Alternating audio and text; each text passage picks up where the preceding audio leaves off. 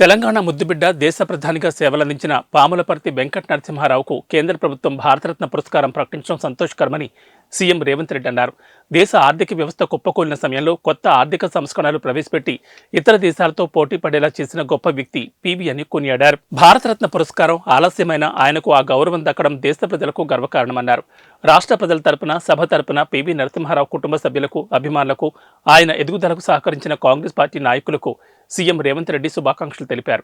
ఆనాడు నిజాం ప్రభుకు వ్యతిరేకంగా రజాకార్ల దాష్టికంపై ఎనలేని పోరాటాలు చేసి హైదరాబాద్ సంస్థాన విముక్తిలో అత్యంత కీలక పాత్ర పోషించిన వ్యక్తి పివి నరసింహారావు అని సీఎం రేవంత్ రెడ్డి కొనియాడారు.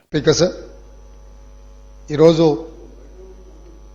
మనందరి గర్వకారణం తెలుగు బిడ్డ, తెలంగాణ బిడ్డ, ఏకైక మన ప్రాంత బిడ్డ ఈ దేశ ప్రధానమంత్రిగా ఆర్థిక సంస్కరణలు తీసుకొచ్చి దేశం యొక్క అభివృద్ధిని ప్రపంచ దేశాలతో పోటీ పడే విధంగా తీర్చిదిద్దిన కీర్తిశేషులు పాములపర్తి వెంకట నరసింహారావు గారికి భారత ప్రధానమంత్రిగా ఎనలేని సేవలు అందించిన సందర్భంగా భారతరత్న గౌరవ పురస్కారం వారికి దక్కింది. ఆలస్యమైన వారికి గౌరవం దక్కడం ఈ దేశ ప్రజలందరికీ కూడా గర్వకారణం.